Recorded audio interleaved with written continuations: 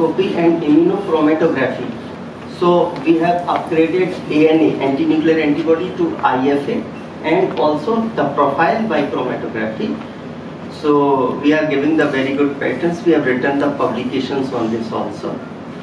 Moreover, sir, we have two -80-degree refrigerators to store the samples, and the purpose for the research purposes, we have multidisciplinary research facilitating -80 facility.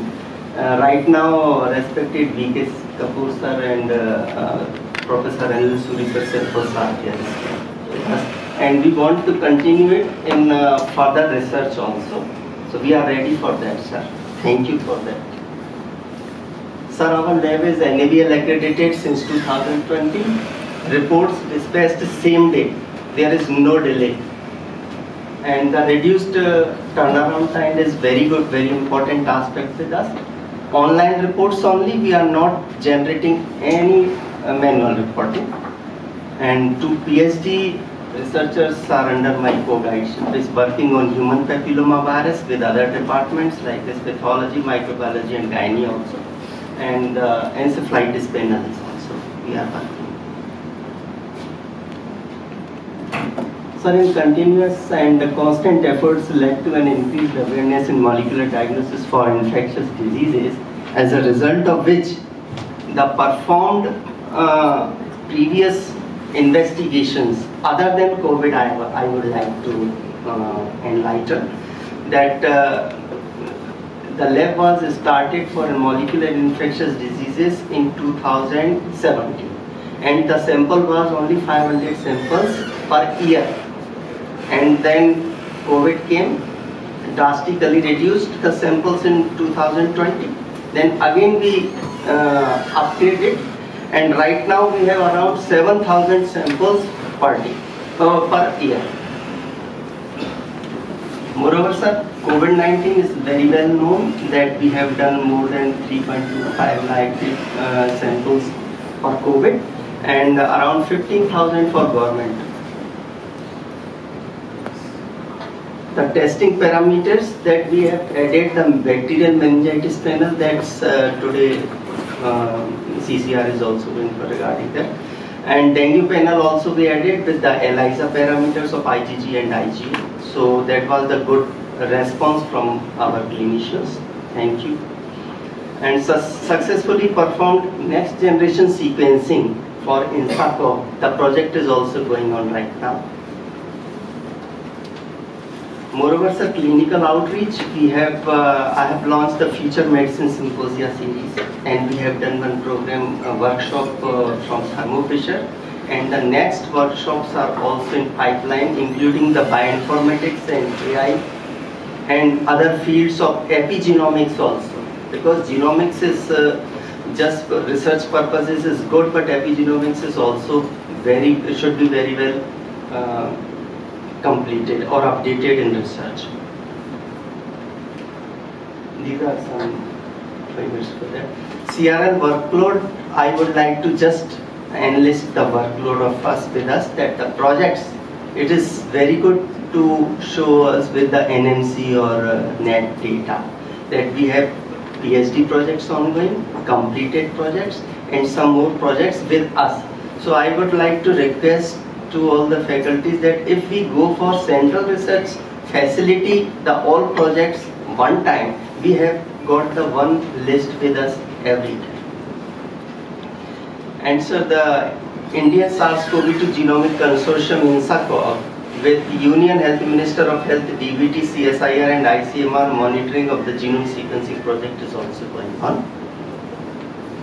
In the year 2022 and 23, sir, we completed 5 publications, and they all are in index journals required as per NMC, that is DOAJ, PubMed, MBIS, Indian Citation Index, etc. And from 2009, I published for research purposes around 16 publications, and I would like to happy to share that when our university comes into force in 2012, I was the first to write for Springer Verlag, Germany, I was the invited author for nucleic acids as therapeutics to review that, and I reviewed it, and it's still nobody has been reviewed in gene therapy of that. So, and that was books I would like to share, that I wrote the second one of chapter with this. Thank you, sir. And I would like to enlist the scope of services. Sir, we have COVID-19 in PCR infectious disease diagnosis. We have VK virus and chikungunya and dengue, cytomegalovirus, and some one more Epstein-Barr virus, enterovirus, and Mycobacterium tuberculosis is there, dengue, chikungunya, and panels also, swine flu is also there, swine flu H1N1 as well as H3, and the new one is also there. And hepatitis viral loads are there, hepatitis B, hepatitis C, and cytomegalovirus viral load is also there. For transplant, we are providing continuously from BMT department. And moreover, sir, we have herpes simplex H1, 1 and 2, 4, and human papilloma virus we have launched. Human HIV is there, and pneumocystis carinii and Girobi is also there. Leptospira. Multiplex PCR panels was also with us. That Japanese, sir, encephalitis panel is there, but Japanese encephalitis panel itself is very less. So, but we have the ELISA for that. So we have prepared this encephalitis panel 1, 2, 3 with the tuberculosis, with the dengue and chikungunya, and one panel 1 is simple with all the regarding stage. And sir, this encephalitis panel, we have sexually transmitted disease panels, diarrhea panel, encephalitis panels, all types, and pen aspergillus also. And sir, serological ELISA tests we are performing on hepatitis, HBe, anti-HBC, and all type of antigens and antibodies, HIV, and total IgE also there with us. And non-infectious PCR, we are doing HLE-B27 and MTHFR. The gene is methylene hydroxylase reductase. And immunofluorescence acid, we are doing ANA and ANA profile also by IFA method. Moreover, sir, the CVNet, very new facility we have established for tuberculosis, and I will request respected Sir R.C. Gupta, sir, to, when we started this from FOC kit, then mixture portal should be updated time to time by the clinician, sir. And now I would like to discuss in brief regarding the future diagnostic considerations. We are going to upgrade the ELISA into the chemiluminescent ELISA. So chemi-based chemiluminescent tests are every time better than ELISA. And transplant multiplex panel we would like to introduce after some time when we are getting the number of samples, they are sufficient. And immunofluorescence techniques we will use for asthma, ANCA, CP, etc. They are outsourcing right now. Biofire film array we would like to launch in near future. And it is multiplexing around 22 and 23 samples in one go. And establishing the molecular diagnosis of MTV, that's for Government of India Authorized Center. Then future diagnostic and research considerations, I would like to enlighten some portions.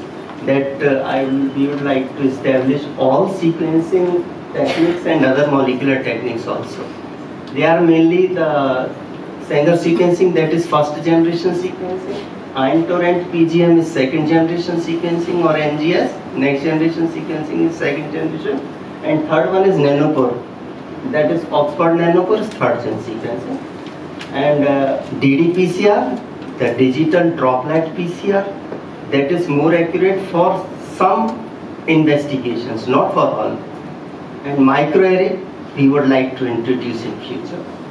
Primer design. Yes, I would like to tell the primer designing. If anybody wants to, any faculty or any students wants to research in PCR, the primer designing is the most important task. So I can give the various the facilities to how to design the primer. Or if you have the ready primers from good journals, we can go for manufacturing the primers and go for research. And for that purpose, we are going to establish General Molecular Biology lab in college lab division, where we will establish simple PCR, gel amplification, nucleic acid manual and amplification, and gel electrophoresis. So that will be complete research purposes, the best for our faculty and students. And NGS data analysis for bioinformatics is, I have the very good idea of bioinformatics software, so I can analyze the data for research purposes anytime. Otherwise, all instruments will give them some fixed research. There's like as in cancer genomics, we have the results directly from softwares readily available with the company. But we can go for some additional research with using the bioinformatics softwares. That's very new field and upcoming, and definitely it will come in future in medical sciences. And we are automatizing the entire molecular facility as I have described previously, sir. So thanks to all of you from my team of Central Research Lab. And now Dr. Kaushik. Yes, sir. Dr. Vinita Choudhary, MD Microbiology, and Ms. Ayushi Sharma, PhD scholar, and Mr. Vinod Kumar Sharma, PhD scholar. This is my team, sir. Dr. Yogesh. Good morning, faculty members. I am Dr. Yogesh from Department of Neurology, second year resident. I am here to present the basic history and clinical examination of the patient. So, a 50-year-old male, right-handed person, farmer by occupation. He was a diabetic and alcoholic, and he was admitted with us on 8 January 2021. He presented with following chief complaints: high-grade fever for 6 days, headache and vomiting for 6 days, and altered sensorium for 2 days. The patient was apparently well 6 days back when he had high-grade fever, which was continuous, associated with chills, with no diurnal variation and not responding to medicines. So he also had headache, which was for 6 days, severe in intensity, mainly in the frontal region, continuous type, associated with multiple episodes of projectile vomiting, non-bilious type, and mainly contained food particles. He took over-the-counter medication for the same, but it did not benefit him. And the patient went into altered sensorium for the last 2 days. And he was taken to a local hospital in the morning of the day of the admission due to an episode of loss of consciousness. And there he was found to have low glucose levels. He was given primary treatment over there, but his sensorium improved, but not to the very good levels, and he was then referred to the higher center. There was no history of abnormal body movements or any limb weakness. There was no history of rash, tear discharge, no history of burning micturition, pain abdomen, cough or chest pain. There was no history of trauma. The patient was a known case of psoriasis and diabetes for 5 years, and he wasn't taking regular medication. He was a chronic alcoholic for 10 years with a daily intake of approximately 120 ml, and there was no known drug history or allergy, and there was nothing significant in the family history. So this is my summary. 54-year-old male, chronic alcoholic, known case of psoriasis and diabetes, with high-grade fever, headache, vomiting for 6 days, went into altered sensorium for last 2 days with an episode of undocumented hypoglycemia. So anybody would like to tell about please? सुना है कि आप लोग गुस्सा हो जाते हो, नाराज होते हो, क्वेश्चन पूछने के interactive session, it is for your welfare, it is your knowledge, not with any other intention.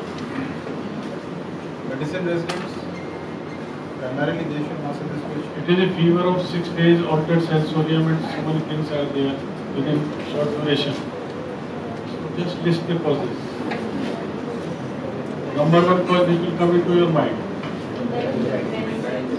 Say infections. It can be viral, it can be infectious. That should be number one. Why are you not coming? What else apart from infections?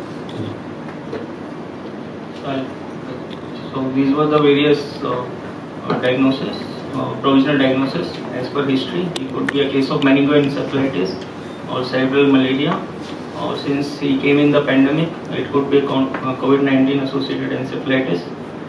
He had an episode of hypoglycemia, so plus minus hypoglycemic brain injury, and he was a chronic alcoholic, so he might have had trivial injuries and may present with subdural hemorrhage. In the later stage, they present with altered sensorium. So on general examination, patient was awake, but he was disoriented. His GCS was E4, V2, M6. E4 is eye movements, V is the verbal output, M is the motor. So motor level. So motor response to V. So patient was tachycardic on a patient had tachycardia, he was febrile and he was tachypneic. There was no icterus, pallor, lymphadenopathy, clubbing, cyanosis or edema. On respiratory examination, patient had decreased air entry on the left side. Other examination was normal. Neurological examination couldn't be done efficiently since patient was in altered sensorium. His pupils were reacting to light and they were symmetrical, and fundus couldn't be performed. Patient had a right sixth no cranial palsy, and there was no facial asymmetry, and others couldn't be assessed. So motor, he had Sir? Tell us 12 cranial nerves. Yes. Name of it. You are in the department of neurology. You want to listen from the cranial nerves. Right from first. You mentioned 6. That's right. So olfactory, optic, oculomotor, trochlear, trigeminal, abduction, facial, vestibulocochlear, abduction. So it is facial is then vestibulocochlear, then pharyngeal and vagus, then spinal accessory and hypoglossal.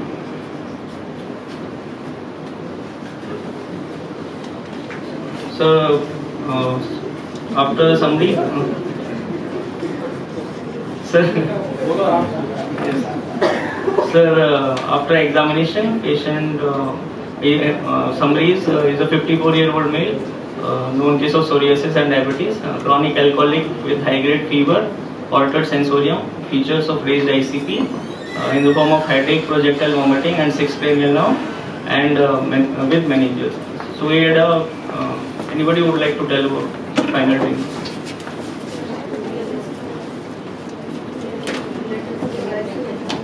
Can you please, like volunteers, maybe the second year, third year medicine, pediatric medicine, just one person stand up, list 1, 2, 3, any one person, so easy like this. We don't have MBBS students today, otherwise they would have attempted this. Any MD resident?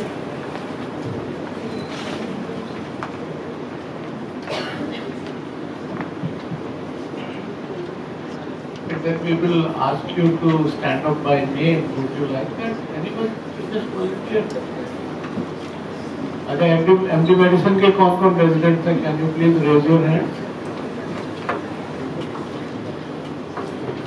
Yeah, come on. Yeah, go ahead. This is a learning experience. This is not to humiliate you or anything. You just learn. That hesitation to ask questions, speak in front of 100 people, that has to be removed. Yeah, go ahead, please. As per the patient is chronic alcoholic, so we can think about nutrition that is like B1 is more common in the alcoholic patient. Sorry, what was that? Come again? So vitamin B1 deficiency, thiamine deficiency. Okay. So like vernix encephalopathy, corsopsychosis. Okay. What else? But you don't have an acute presentation in that. 6 days of fever, headache, vomiting. Hepatic encephalopathy. Okay. Very good. What else? Number 1 first possibility, first provisional diagnosis would be what?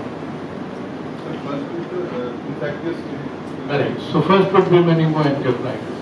Okay, then you have a host of other things which I mean, neurology is not the primary department of today's CCI, so we'll get to the primary department quickly. So provisional diagnosis was meningoencephalitis, more likely a bacterial cause than viral. Second would be cerebral malaria, because there was acute fever which was high grade.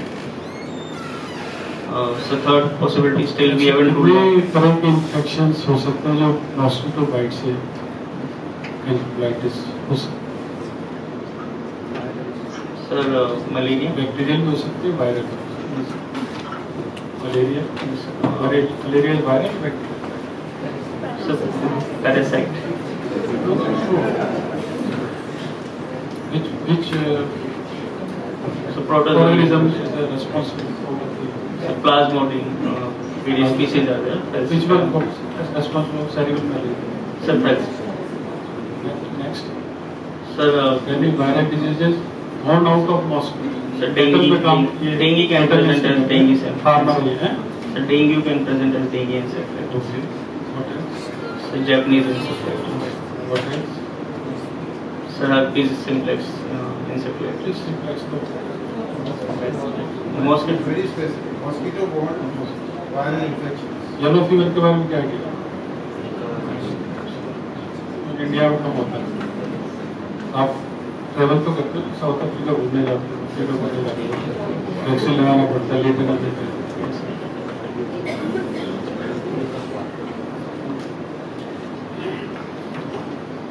Sir, patient, since he had an episode of hypoglycemia, so he might have had hypoglycemic brain injury, and same way, since he was alcoholic, so there is possibility of STH, and there was decreased air entry on left side, so patient might have had a pneumonitis, maybe due to aspiration or maybe due to a bacterial cause. So, what investigation you would like to do in this patient when he presents to you? I think before going for investigations, there are 4 important underlying risk factors in this patient. Yes. One is psoriasis, Yes. and patients often take methotrexate. Other is alcoholism. So atypical infections are quite common. Use of steroids and diabetes. So looking into these all 4 factors, what should be the diagnosis? Sir, since patient was using steroids and he was immunocompromised, sir, not because of that, but since patient presented in acute phase with high-grade fever with chills, so we should keep a possibility. And he had an episode of hypoglycemia also. So hypoglycemia can occur in malaria. And the negative points was there was no spleen or there was no pallor icterus. Undocumented hypoglycemia. Yes, sir. Sir, patient attenders told to us that there was an episode of hypoglycemia, but they didn't present any records to us. We have to, so it was told to them by the treating doctor over there.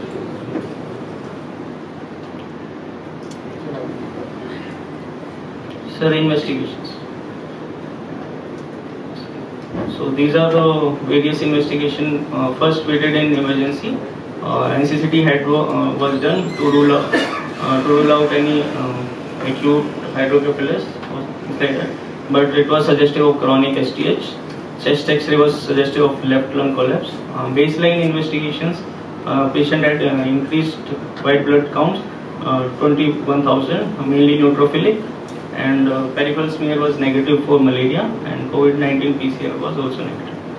So the MRI was done on the next day, and it was suggestive of, with contrast, it was suggestive of leptomeningeal enhancement and ependymitis, and with multiple acute infarcts and chronic STH. So what treatment you would like to add to this patient?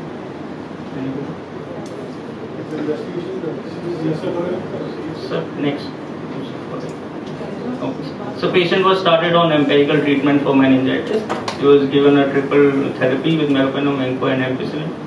Ampicillin was added in view that since patient was alcoholic, so So listeria is common in them, and sir, other supportive managements are also given. So everybody asked about psoriasis. I would like to say patient with psoriasis usually present with autoimmune encephalitis affecting the NMD receptor, and they present with subacute history, usually with facial tics and not like acute. And lumbar puncture was done within 24 hours of admission, and CSF was sent for lab investigation. And as soon as we get the patient in emergency, if we are suspecting meningitis, we should start treatment. And preferably, if bacterial, we should give a dose of dexamethasone also. But since he came from other hospital, we don't know what he was given of that, or if he had already given antibiotics. So I'd like to ask Dr. Rachna to carry the presentation forward and talk about the CSF findings. Everybody, I'm Dr. Rachna, first year resident from Micro department. I will take forward lab investigation. With CSF investigation, 4 tubes of CSF with no additive was received in our lab. Tube were numbered sequentially in order they were collected. Tube 1 was used for biochemistry studies like for glucose and protein and serology, because presence of blood cells and bacteria as a result of spinal tap is the result is least affected by them. The tube 2 was used for microbiology studies like for staining and culture, and tube 3 was used for cell count and differentials, and tube 4 was collected for any other occasional or additional need. So these are our findings from tube 3, which was for hematological finding. The macroscopic findings were the appearance of CSF was hazy, coagulum was absent, sediments were present and supernatant were clear. And in microscopic finding, we found that cell count was 3000 cells per mmQ and cell type was predominantly neutrophils. The above picture is our sample and below is for reference. The first one is clear CSF. It looks like this, clear, blood stain, then hemolyzed, and the lower one is a xanthophilic. So these are biochemistry findings. CSF protein level was highly elevated, sugar was low, and chloride was up to the mark in the normal level range. So microbiological finding from tube 2 were from gram staining, we found many pulses, but there were no microorganisms. On India interpretation, we found no capsulated budding yeast, which always suggests for cryptococcal species. It was not seen there. In AFB, we found no AFB or acid-fast bacilli. We have also done cryptococcal antigen test, which was negative. The first one is our finding, and the second picture is for reference for positive and negative test. So this is culture result. CSF for culture and sensitivity was done. It was found sterile on blood agar, McConkey and chocolate agar. After 36 to 48 hours of incubation, first one is our blood agar findings, and other McConkey and chocolate all were sterile. The second picture is standard reference for positive. For one is facial like streptococcal pneumonia. It seems like this on blood agar picture. And the last tube, fourth one was sent for molecular testing. So this is a chart showing normal and other pathological CSF findings, and the last column is our finding. For example, in bacterial we will found CSF as turbid in appearance, but our was hazy, which is again correlating with bacterial. Pressure is increased in case of bacterial. WBC count, number of cells, it was raised in our case more than 3000. And it is also correlating with bacterial. Protein level was also highly raised. Glucose was lower at 31. It was 31, which is also suggesting for bacterial. And cryptococcal was negative, so it is negative finding for cryptococcal or fungal evidence. So the correlating this standard chart with our finding like hazy appearance, WBC raised with neutrophils, increased protein and lower glucose, all are pointing towards. So these all are highly suggestive of bacterial etiology. So what would be your diagnosis? So as culture was negative and we were not finding anything, and other investigation, pathological and biochemical, were suggesting towards bacterial, we have sent the 4 tube to molecular finding. Good morning all. I'm Ayushi Sharma, PhD scholar. I'll be presenting the case, the molecular aspect of the case. We received CSF, and as per our recipe, we have two investigations to run. One is encephalitis panel and one is bacterial meningitis panel. Encephalitis panel 2 was run, out of which CMV DNA was not detected, Epstein-Barr virus was not detected, HSV1 and 2 DNA were not detected, varicella zoster virus DNA was not detected, enterovirus RNA was not detected, and MDB DNA was not detected. Then we ran a bacterial meningitis panel by RT-PCR. Neisseria meningitis DNA was not detected, Listeria monocytogenes DNA was not detected, Haemophilus influenza was not detected, but DNA for Streptococcus pneumoniae was detected in our finding. This is what we had found. The black graph is for internal control that validates our run and proves the viability of the run. There was no inhibition. And the red is the target amplification of Streptococcus pneumoniae gene. I would request Dr. Yogesh to present. Sir. RT-PCR को बताओ क्या मतलब? So, real-time PCR. So real-time or reverse transcriptase? No, sir. Reverse transcriptase is when we are amplifying RNA that is converted to DNA. What is the difference in real-time PCR and real-time RT-PCR? So, real-time RT-PCR, for example, in COVID time when we were running, it was an RNA virus. So, we were converting RNA to DNA, and then it was converting RNA to DNA. Reverse transcription. Sorry. Full form of DNA. So deoxyribonucleic acid. Full form after the work of the action of the so central dogma is DNA. Reverse transcription. Central dogma is DNA to RNA to protein, and since we were converting RNA to DNA, it was reverse transcription. It's complementary. Yes, sir. Complementary DNA.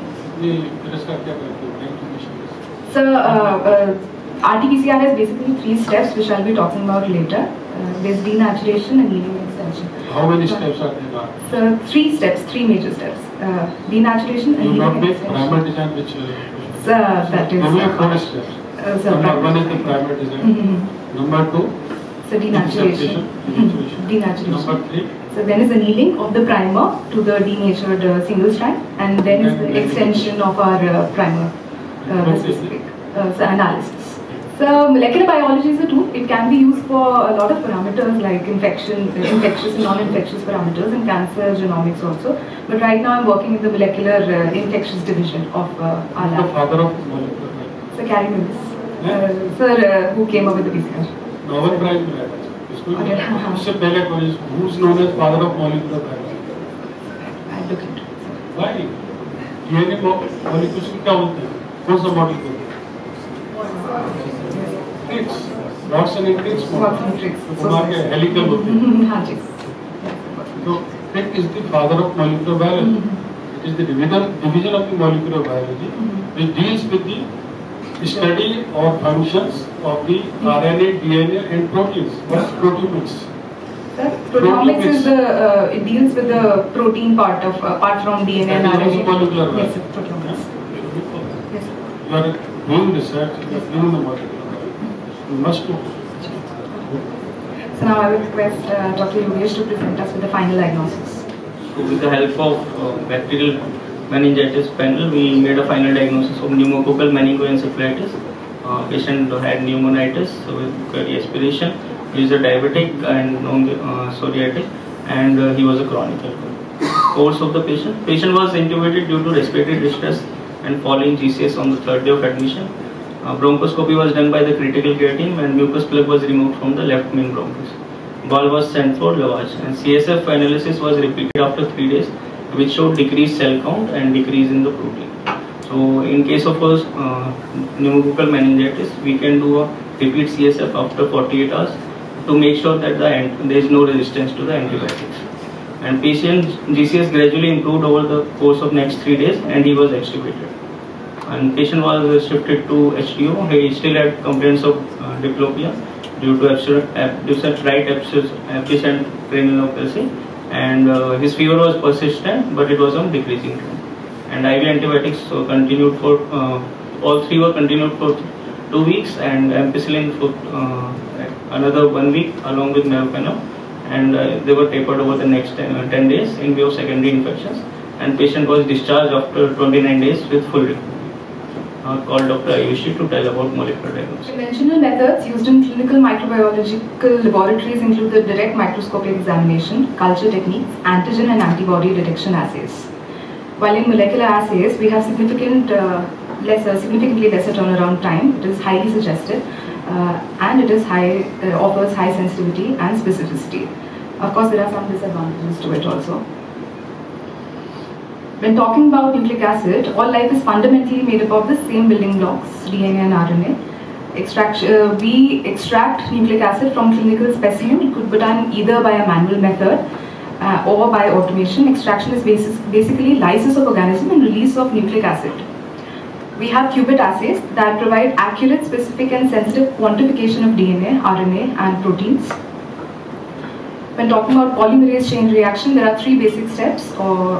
There's denaturation of DNA strand, there's annealing and extension. There's a short video that would tell us about PCR. This is denaturation. Then primers are annealed with the help of DNA polymerase. There is extension of the specified gene target. There are cycles run so that the product is amplified and visualized and we can analyze our data. After 20 or 30 cycles, there are a number of copies and we can get the amplified pictures of the required target. What we are talking about today is real-time PCR that creates a real-time curve that can be visualized. Like in any PCR, there's extraction, which is then followed by amplification, where we mix, master mix and our dilute, and we run it on PCR, where we generate a curve, and identification along with quantification can be done.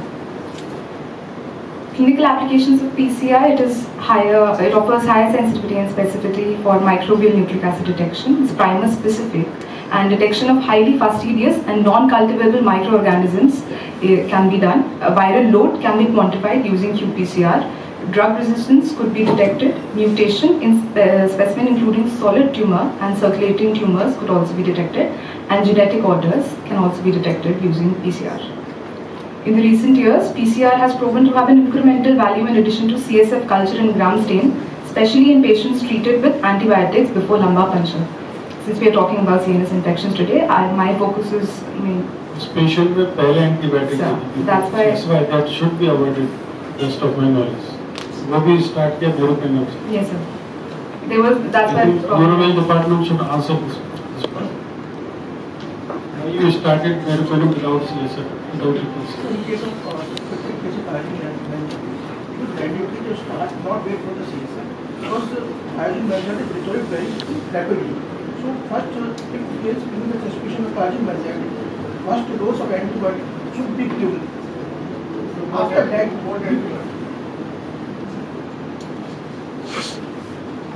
so, if the patient, there is stages of the meningitis.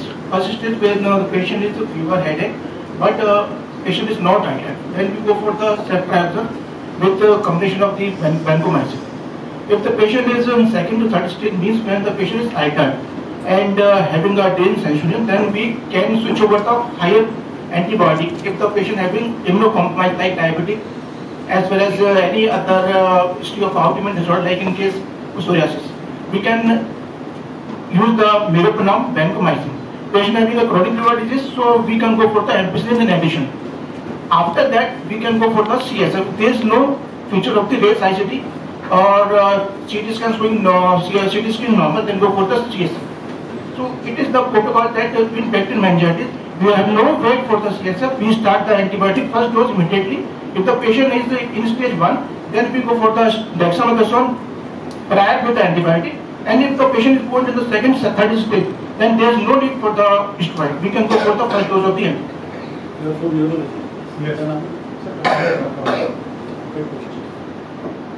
Neurology वाले decision ले रहे हैं तो ठीक है, but generally we should take protocol for meningitis.